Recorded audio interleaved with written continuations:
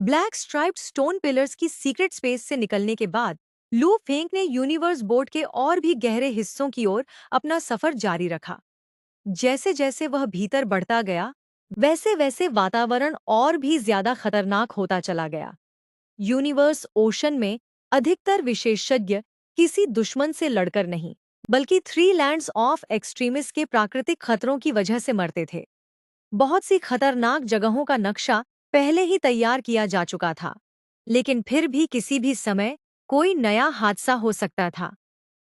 Universe board का हर नया क्षेत्र मौत की एक नई परीक्षा था। रास्ते में लुओ फेंक एक ऐसे इलाके में पहुंचा जहां गहरी नीली बर्फीली आंधियां पूरे अंतरिक्ष में गरज रही थीं। उन हवाओं की ठंड इतनी भयानक थी कि वे किसी भी यूनिवर्स मास्टर की गॉडली बॉडी को तुरंत जमाकर टुकड़े टुकड़े कर सकती थीं। यदि कोई सीधे उन हवाओं की चपेट में आ जाता तो उसका शरीर धीरे धीरे कटकर पूरी तरह नष्ट हो जाता। इतने भयानक वातावरण के बावजूद लू फेंग पूरी तरह शांत था, क्योंकि वह स्टार टॉवर के कंट्रोल रूम के भीतर सुरक्षित बैठा हुआ था। वह आराम से चाय पीते हुए भी बाहर के हर खतरे को देख रहा था। उसे साफ महसूस हो रहा था कि जितना वह यूनिवर्स बोर्ड के कोर रीजन के करीब पहुंच रहा है, उतना ही वहां का प्राकृतिक वातावरण यूनिवर्स सुप्रीम मास्टर्स के फुल पावर हमलों से भी अधिक भयावह होता जा रहा है। उसने मन ही मन सोचा कि यूनिवर्स बोर्ड के केवल इंटरनल रीजन का वातावरण ही इतना खतरनाक है कि सामान्य पिनेकल पैलेस ट्रू ट्रेजर्स भी उसमें टूट सकते हैं। कई जगहों पर तो केवल तेज हवाएं, उड़ते हुए विशाल पत्थर या प्राकृतिक ऊर्जा तरंगें ही किसी पैलेस टाइप ट्रू ट्रेजर को नष्ट करने के लिए काफी थीं। इसलिए उसने स्टार टॉवर से बाहर निकलने का विचार भी नहीं किया। उसने अनुमान लगाया कि यदि इंटरनल रीजन का हाल ऐसा है, तो असली कोर रीजन कितना भयावह होगा, जहां यूनिवर्स सुप्रीम मास्टर्स तक अपने सुप्रीम ट्रू ट्रेजर्स सहित मारे जा सकते हैं। उसी समय उसे एक और बात समझ आई। यदि उसके पास ब्लैक टोकन से मिला हुआ विस्तृत नक्शा न होता, तो शायद वह कभी ग्रीन कीपसेक स्पेस तक जाने की हिम्मत ही न करता। कुछ देर बाद उसके मन में एक नया विचार आया। उसे एहसास हुआ कि यह विस्तृत नक्शा केवल उसके लिए ही नहीं, बल्कि पूरी ह्यूमन रेस के लिए भी एक अनमोल खजाना है। यदि ह्यूमन रेस के यूनिवर्स मास्टर्स और यूनिवर्स सुप्रीम मास्टर्स के पास भी यह नक्शा पहुंच जाए, तो वे पहले की तुलना में कहीं अधिक आसानी से दुर्लभ ट्रू ट्रेजर्स और प्राचीन इनहेरिटेंस खोज पाएंगे। इससे धीरे धीरे पूरी ह्यूमन रेस की शक्ति कई गुना बढ़ जाएगी। यह सोचते ही उसने तुरंत अपनी चेतना वर्चुअल यूनिवर्स में भेज दी, ताकि वह यह नक्शा ह्यूमन रेस के नेताओं के साथ साझा कर सके। उस समय लू फेंग के अलग अलग शरीर अलग अलग स्थानों पर अपने अपने कार्यों में लगे हुए थे। उसका वास्तविक शरीर यूनिवर्स बोर्ड के भीतर एडवेंचर कर रहा था। रिमोट ओशन बॉडी अभी भी मिल्की वे गैलेक्सी में थी। उसकी एक डिवाइन बॉडी अब भी नाइन्थ एबिस के सीक्रेट आइलैंड पर प्राचीन सीक्रेट एंग्रेविंग्स का अध्ययन कर रही थी। वहीं उसकी Mosha body number 11 black striped stone pillar के पास अपनी विल पावर को ट्रेन कर रही थी, जहां समय बाहरी दुनिया की तुलना में लगभग 3000 गुना तेज गति से बहता था। हालांकि वहां का विल पावर प्रेशर इतना जबरदस्त था कि साधना की गति धीमी हो जाती थी, लेकिन तेज समय प्रवाह की वजह से उसकी कुल प्रगति बाहरी दुनिया की तुलना में कई गुना अधिक थी। वर्चुअल यूनिवर्स के थंडर आइलैंड पर लुओ फेंग की मुलाकात उसके गुरु प्राइमल कैओस सिटी लीडर से हुई। जैसे ही वे सामने आए, लुओ फेंग ने तुरंत महसूस कर लिया कि उनके भीतर कुछ बदल चुका है। उनके आसपास मानो संसार की रचना और विनाश के अद्भुत दृश्य उभर रहे थे। लुओ फेंग ने तुरंत उन्हें बधाई दी। प्राइमल कैओस सिटी लीडर मुस्कुराकर बोले कि उन्होंने एक और बड़ा ब्रेक थ्रू हासिल किया है। वे अभी यूनिवर्स सुप्रीम मास्टर नहीं बने हैं, लेकिन अब उन्हें उस स्तर की सीमा स्पष्ट दिखाई देने लगी है। उनका भविष्य का साधना पथ अब पूरी तरह साफ हो चुका है। अब केवल उस रास्ते पर पूरी तरह आगे बढ़ना बाकी है। फिर उन्होंने हल्की उदासी के साथ कहा कि यदि इस रीइंकार्नेशन एरा के समाप्त होने से पहले वे सफलता प्राप्त नहीं कर सके, तो फिर कभी यूनिवर्स सुप्रीम मास्टर नहीं बन पाएंगे। इसके बाद लो फेंक ने उन्हें एक बड़ा आश्चर्य दिया। उसने थ्री लैंड्स ऑफ एक्सट्रीमिस्ट का पूरा विस्तृत नक्शा उनके सामने प्रस्तुत कर दिया। प्राइमल कैओस सिटी लीडर पहले तो चौंक गए, लेकिन पूरा नक्शा देखते ही स्तब्ध रह गए। यह नक्शा ह्यूमन रेस के पास मौजूद किसी भी नक्शे से कई गुना अधिक विस्तृत और मूल्यवान था। जब उन्होंने पूछा कि लुओ फेंग को यह कहाँ से मिला, तब उसने black token, secret space chamber और लगभग 900 स्पेस मास्टर्स द्वारा अनगिनत पीढ़ियों तक मिलकर तैयार किए गए इस नक्शे की पूरी कहानी सुना दी। प्राइमल कैओस सिटी लीडर तुरंत समझ गए कि यह ह्यूमन रेस के लिए कितनी बड़ी सौगात है। उन्होंने कहा कि हर पीढ़ी का स्पेस मास्टर अपनी मृत्यु से पहले इस नक्शे में नई जानकारी जोड़ता रहा और इसी कारण यह पूरे यूनिवर्स ओशन का सबसे मूल्यवान नक्शा बन गया। वे अत्यंत प्रसन्न हुए और बोले कि यह ह्यूमन रेस के लिए किसी वरदान से कम नहीं है। इस नक्शे की सहायता से ह्यूमन रेस अन्य सभी शक्तियों की तुलना में कहीं अधिक आसानी से शक्तिशाली ट्रू ट्रेजर्स प्राप्त कर सकेगी और धीरे धीरे यूनिवर्स ओशन की सबसे शक्तिशाली जातियों में शामिल हो जाएगी। उन्होंने तुरंत कहा कि इतनी बड़ी उपलब्धि के लिए लो फेंग को उनके साथ ह्यूज एक्स फाउंडर से मिलना चाहिए ताकि उसे उचित पुरस्कार मिल सके। लेकिन लुओ फेंग ने विनम्रता से मना कर दिया।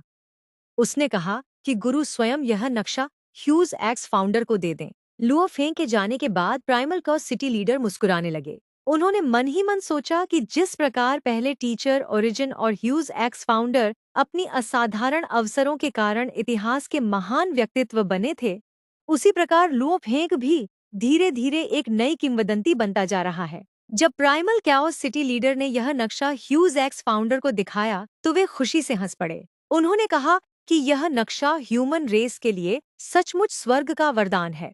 अब ह्यूमन रेस के पास भी यूनिवर्स ओशन की सबसे शक्तिशाली शक्तियों के बराबर एक विस्तृत नक्शा होगा। इसकी सहायता से वे और अधिक शक्तिशाली ट्रू ट्रेजर्स प्राप्त करेंगे और पूरी जाति की शक्ति तेज गति से बढ़ेगी। उन्होंने तुरंत निर्णय लिया कि इस महान योगदान के लिए लुओ फेंग को 20,000 कंट्रीब्यूशन पॉइंट्स दिए जाएंगे। फिर उन्होंने आशा भरे स्वर में कहा कि यदि ह्यूमन रेस लगातार मजबूत होती रही और भविष्य में प्राइमल कैओस सिटी लीडर भी यूनिवर्स सुप्रीम मास्टर बन गए, तो शायद एक दिन वे सब मिलकर टीचर ओरिजिन, जो आज भी हमेशा के लिए दबाए गए हैं, उन्हें मुक्त कराने का कोई रास्ता खोज पाएंगे। यह सुनकर प्राइमल कैओस सिटी लीडर ने शांत भाव से सिर हिला दिया। अब उन्हें भी लगने लगा था कि ह्यूमन रेस का भविष्य पहले से कहीं अधिक उज्जवल और आशा से भरा हुआ है। यूनिवर्स बोर्ड के इनर रीजन के सबसे गहरे हिस्सों में एक बेहद खतरनाक स्थान था, जिसे फ्लेम आइस रीजन कहा जाता था। इस क्षेत्र के ऊपर अनंत लावा ओशन फैला हुआ था, जबकि नीचे चारों ओर ब्लैक स्वैम्प था। आसमान से गिरने वाला लावा जमीन तक पहुंचने से पहले ही ठंडा होकर काले पत्थरों में बदल जाता था। कुछ समय बाद वही पत्थर धीरे धीरे पिघलकर काले तरल में बदल जाते और फिर ब्लैक स्वैम्प का हिस्सा बन जाते। यह पूरा इलाका लाखों प्राकृतिक खतरों से भरा हुआ था और यूनिवर्स ओशन के सबसे भयावह क्षेत्रों में गिना जाता था। एक दिन अचानक ब्लैक स्वैम्प के बीच अजीब हलचल शुरू हो गई। पहले छोटे छोटे बुलबुले उठने लगे, फिर पूरा दलदल जोर जोर से हिलने लगा। काला तरल चारों ओर उछलने लगा और आसपास का स्पेस तक कांप उठा। इतनी बड़ी हलचल देखकर सभी समझ गए कि यह कोई साधारण घटना नहीं है। या तो कोई बेहद दुर्लभ ट्रू ट्रेजर जन्म ले रहा था, या फिर यूनिवर्स बोर्ड का कोई प्राचीन रहस्य सामने आने वाला था। इस हलचल से लगभग 10 प्रकाश वर्ष दूर डिवाइन आई क्लैन के 3 विशेषज्ञ अपने पैलेस टाइप ट्रू ट्रेजर के भीतर मौजूद थे। वे थे shadow dust master, sorcerer sprite master और golden square master. Shadow dust master और सॉर्सरर स्प्राइट मास्टर कई रीइंकार्नेशन एरास से साथी थे। शैडो डस्ट क्लोज कॉम्बैट में माहिर था, जबकि सॉर्सरर स्प्राइट आत्मा पर होने वाले हमलों की विशेषज्ञ थी। दोनों हमेशा फ्लेम आइस रीजन में ही रहते थे, क्योंकि यहाँ ट्रू ट्रेजर्स बहुत कम जन्म लेते थे। लेकिन जब भी कोई ट्रेजर प्रकट होता, वह साधारण नहीं बल्कि कम से कम पिनेकल पैलेस टाइप या pinnacle domain type true treasure होता था।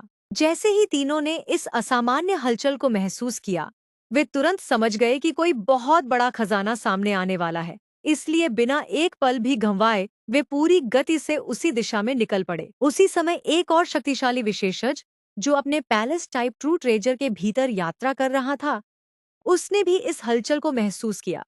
उसने भी अनुमान लगाया कि शायद कोई दुर्लभ ट्रू ट्रेजर जन्म ले रहा है। और तुरंत उसी दिशा में उड़ पड़ा। धीरे धीरे यूनिवर्स बोर्ड के अलग अलग क्षेत्रों से और भी कई विशेषज्ञ उसी स्थान की ओर बढ़ने लगे। उधर लुओ फेंग अपने स्टार टॉवर के कंट्रोल रूम में आराम से चाय पीते हुए बाहर के खतरनाक वातावरण को देख रहा था।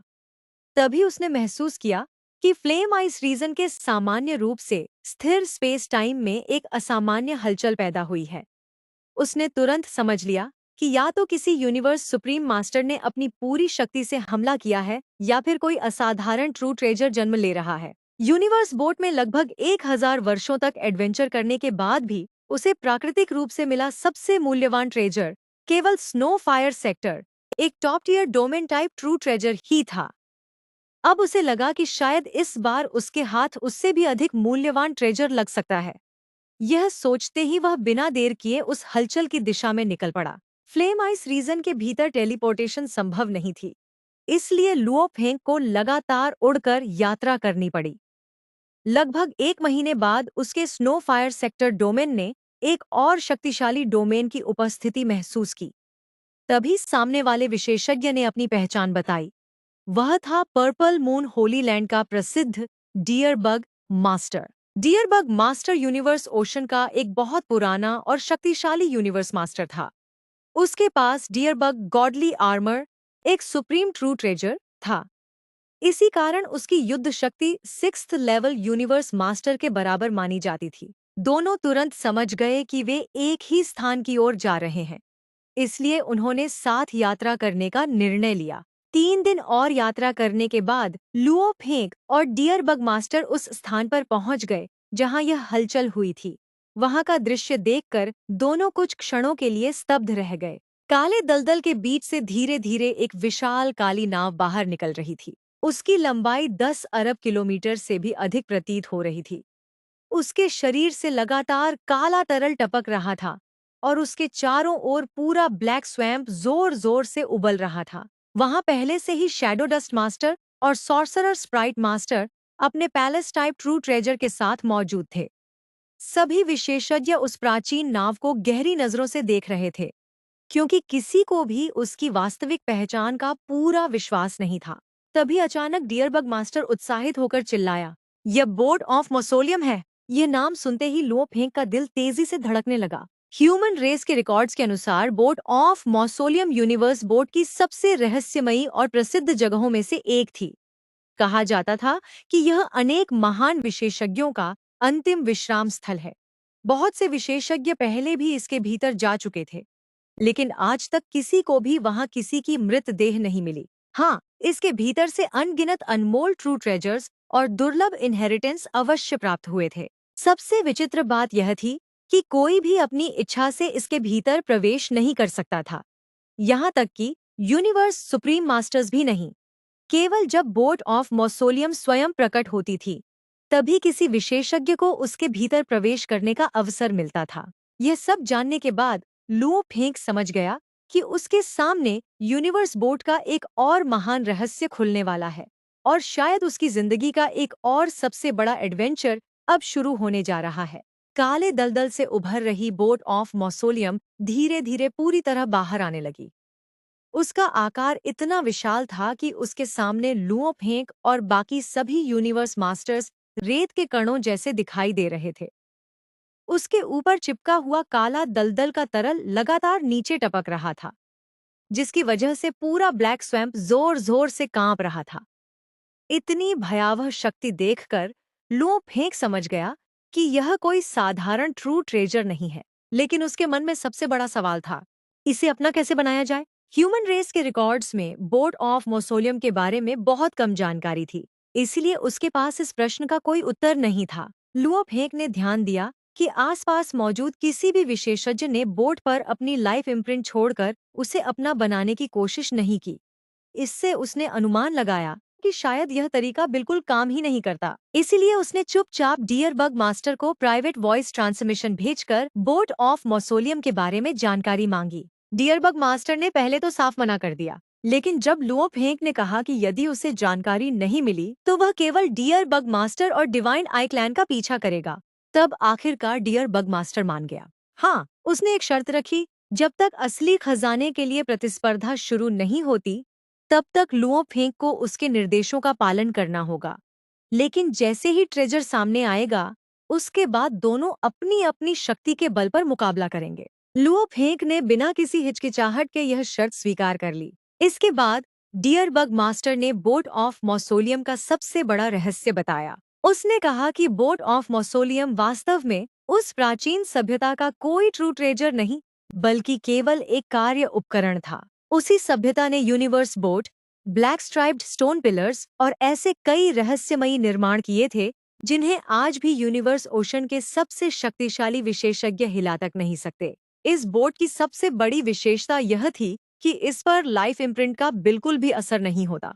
इसे किसी सामान्य पैलेस टाइप ट्रू ट्रेजर की तरह अपना नहीं बनाया जा सकता। इसका पदार्थ इतना अद्भुत था कि वर्चुअल गॉडली पावर भी इसके भीतर प्रवेश नहीं कर सकती थी और यह स्वाभाविक रूप से सभी सोल अटैक्स को भी रोक देता था। हालांकि palace type supreme true treasure की तरह यह बाहरी हमलों को पूरी तरह अवशोषित नहीं करता था।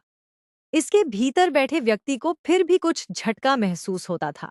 इसके बाद डियर बग मास्टर ने इसका सबसे महत्वपूर्ण रहस्य बताया। यदि कोई बोट ऑफ मौसोलियम को नियंत्रित करना चाहता है, तो उसे पहले उसके भीतर जाकर उसका कोर कंट्रोल ढूंढना होगा। हर बोट का कोर अलग होता है और उसकी स्थिति हर बार बदल जाती है।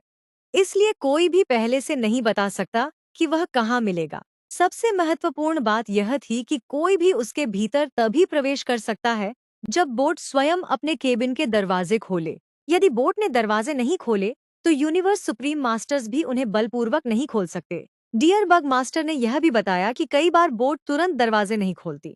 पर्पल मून होली लैंड के रिकॉर्ड्स में एक घटना दर्ज थी, जिसमें एक बोट ने पूरे 300 यूनिवर्स एरास तक अपने दरवाजे नहीं खोले थे। बाद में एक महान विशेषज्ञ जो ट्रू ट्रेजर्स बनाने में अद्वितीय था, उसने अपनी विशेष रिफाइनिंग तकनीक से बोट को सक्रिय किया और तभी उसके दरवाजे खुले। यह सुनते ही लुओ फेंग को तुरंत सिटिंग माउंटेन गेस्ट की याद आ गई, क्योंकि पूरे यूनिवर्स ओशन में उनसे बड़ा ट्रू ट्रेजर रिफाइनर शायद ही कोई था। डियरबग मास्टर ने एक और महत्वपूर्ण बात बताई। एक बोट ऑफ मौसोलियम एक बार में केवल 36 विशेषज्ञों को ही अपने भीतर ले जा सकती है।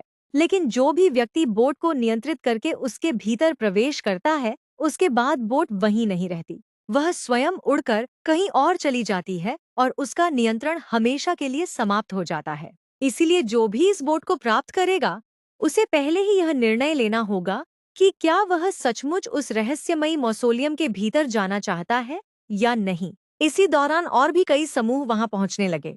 फर्स्ट रीइंकार्नेशन एरा की एंसेस्ट्रल गॉड स्कूल का एक दल भी वहां आ पहुंचा। उनके आने के कुछ ही समय बाद स्केलेटन क्लैन का एक शक्तिशाली विशेषज्ञ जोर जोर से हंसता हुआ बोट के पास पहुंचा।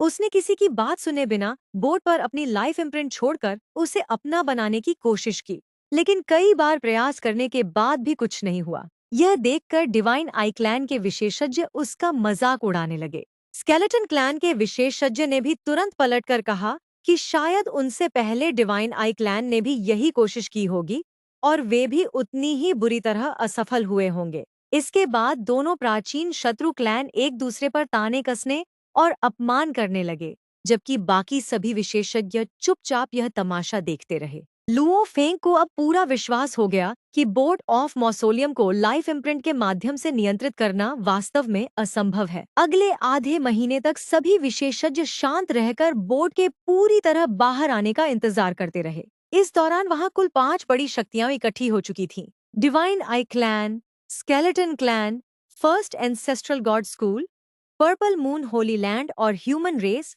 जिसका प्रतिनिधित्व अकेले लुओ फेंग कर रहा था। किसी को भी यह नहीं पता था कि हर पैलेस टाइप ट्रू ट्रेजर के भीतर कितने विशेषज्ञ छिपे हुए हैं। संभव था कि किसी में केवल एक विशेषज्ञ हो, जबकि किसी दूसरे में कई यूनिवर्स मास्टर्स एक साथ बैठे हों। सभी अपनी वास्तविक शक्ति छिपाकर सही अवसर की प्रतीक्षा कर रहे थे। आखिरकार बोट ऑफ मौसोलियम पूरी तरह ब्लैक स्वैम्प से बाहर निकल आई। अगले ही क्षण उसके केबिन के विशाल दरवाजे धीरे धीरे खुलने लगे। डियरबग मास्टर ने तुरंत लुओ फेंग को संकेत दिया, चलो। दोनों ने अपने पैलेस टाइप ट्रू ट्रेजर्स की गति बढ़ाकर 100 गुना प्रकाश की गति कर दी और सीधे बोट की ओर दौड़ पड़े। बाकी सभी समूह भी समझ गए कि असली अवसर आ चुका है। इसलिए divine eye clan, skeleton clan, और एंसेस्ट्रल गॉड स्कूल के सभी विशेषज्ञ भी अपनी पूरी गति से बोट ऑफ मौसोलियम की ओर बढ़ने लगे। अब अगला क्षण ही यह तय करने वाला था कि कौन इस महान और रहस्यमयी बोट के भीतर प्रवेश कर पाएगा और कौन हमेशा के लिए उसके बाहर रह जाएगा।